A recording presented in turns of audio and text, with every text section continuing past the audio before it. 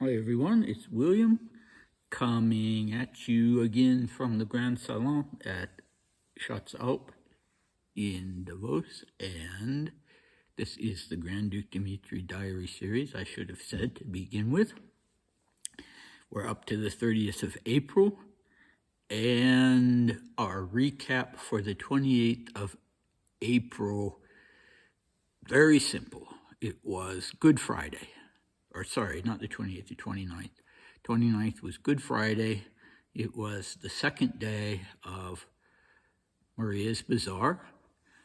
And aside from that, she and Dmitri went to church. They just briefly to venerate the shroud or the epitaphios.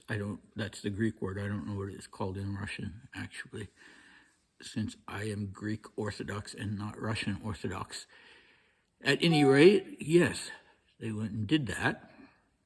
So today's cast, well, Coco is back, and we have Mamichka and the rest of the little family, and we have Mika Gorchakov, not my favorite person because of his political leanings.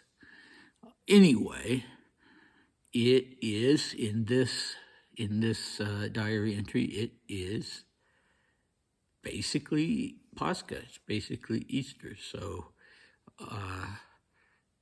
that's the big topic and a very important one. But before we go into it, I will just say, in case you didn't watch the previous video, that this is the end of the line for the time being for the 1921 diary series and entries, because I don't have the more sporadic and smaller diary entries for the rest of the year with me here in Switzerland. I did not scan those. They are at my home back in the US on microfilm, and yeah, I haven't gotten around to scanning them yet, so I simply don't have them.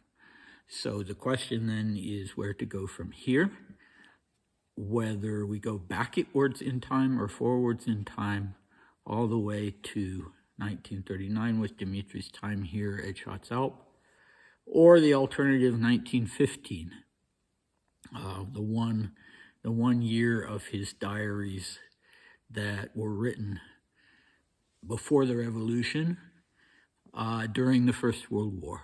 The 1916 diaries have not survived, whether because he destroyed them or they just somehow in all of his travels got misplaced.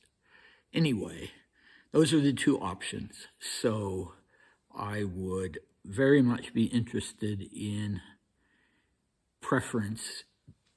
your preferences, if you would care to leave a comment.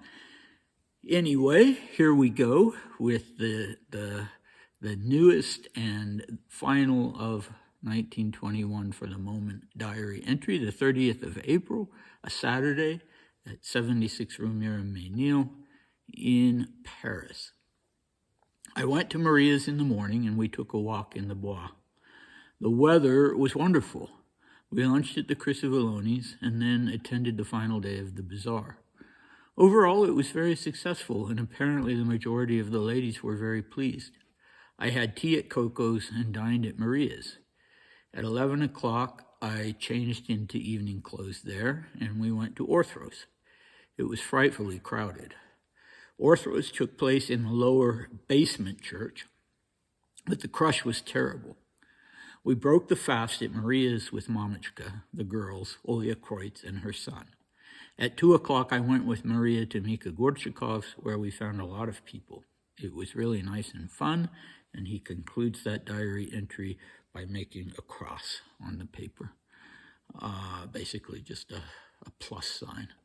Okay, so what to say about this? Well, the fact that he had tea with Coco that day means that he was not fasting.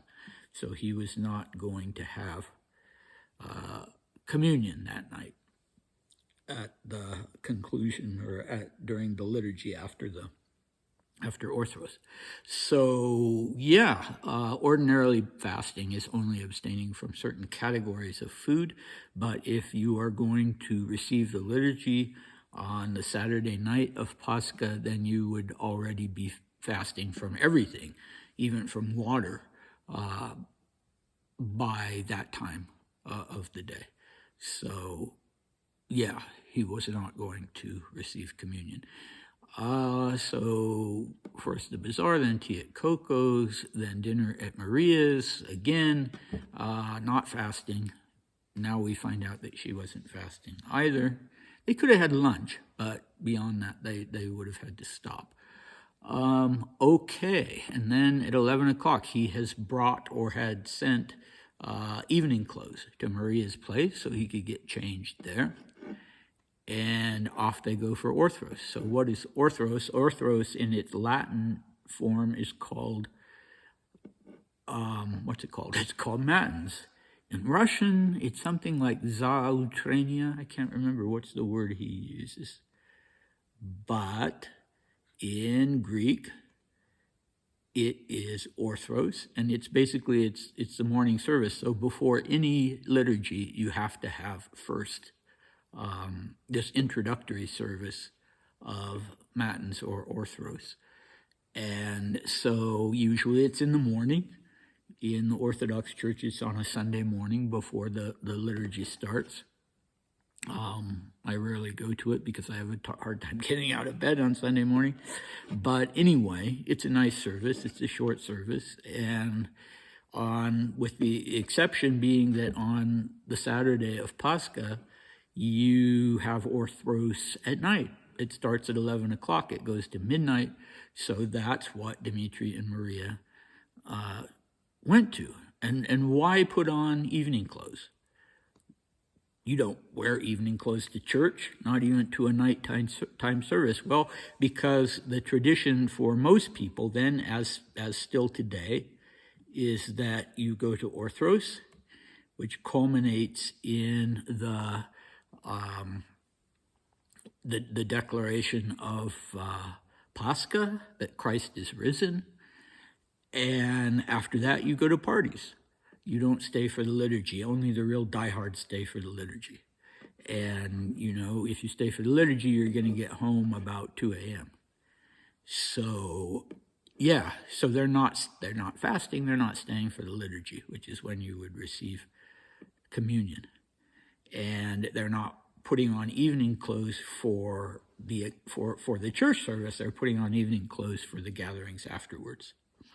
So the tradition, of course, is to break the fast, even if you're not receiving communion, if you've been fasting for Lent, if you've given up the things that are prohibited for Lent, meat and dairy primarily, and also olive oil, then you are having a feast as soon as you can, which in this case is after midnight, and since they're not staying for the liturgy, so they go back to Maria's, and there's a little family gathering there with Mamichka and the two girls, Natalia and Irina, and also with a stepsister, Olya Kreutz. So Olga is the diminutive of that. She was one of Princess Palet's children from her first marriage.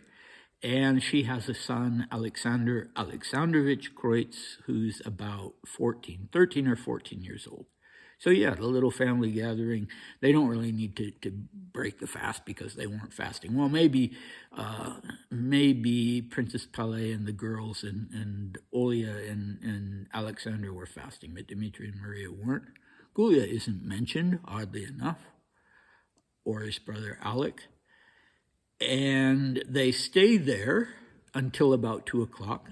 So when I first skimmed this, I thought he meant that they stayed for the liturgy. I may have mentioned that before, since they didn't go to Mika Gorchakov's until 2 o'clock. But apparently they did leave after the conclusion of Orthros at midnight. Then they went to have the little get-together with family. And then after that, they went to a party. So Mamichka and the girls would not have been going to a party. We know how the girls felt about such entertainments. from a previous diary entry. So, yeah, this is very typical, very typical. So the one Pascha that I spent in London, I went with Prince Emmanuel and Princess Gwen Galitzin, both now sadly deceased, to one of the Russian Orthodox churches there. And afterwards, yeah, you go to a little family gathering in that instance, and then on to parties. They were already in their 80s, but this is what you do on Pascha. So yeah, the big bash apparently is at Mikhail Gorchakov's. There are lots of people there, and it was nice and fun. Good, excellent. That's a good way to end, isn't it? On a night that was really nice and fun.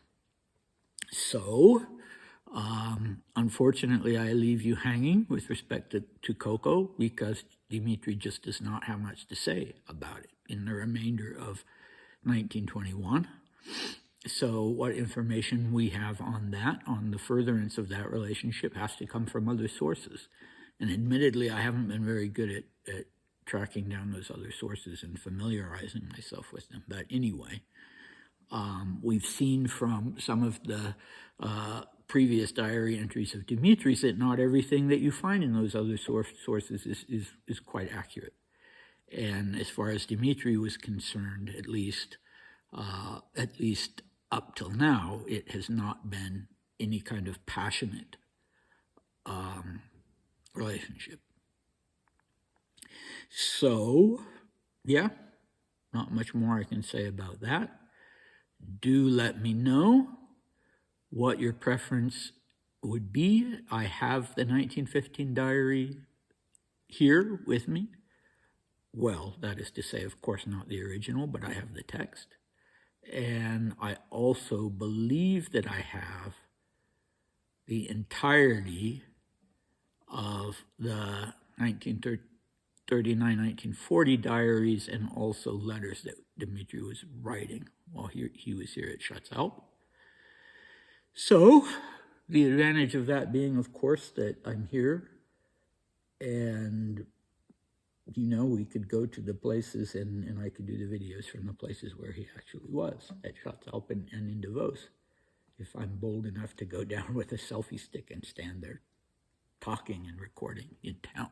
Anyway, yeah, now I'm just rambling. I'm sad to be finished with the main part of 1921, just as I was sad to be finished with the 1906-1907 diary, so I'm stretching things out a little bit.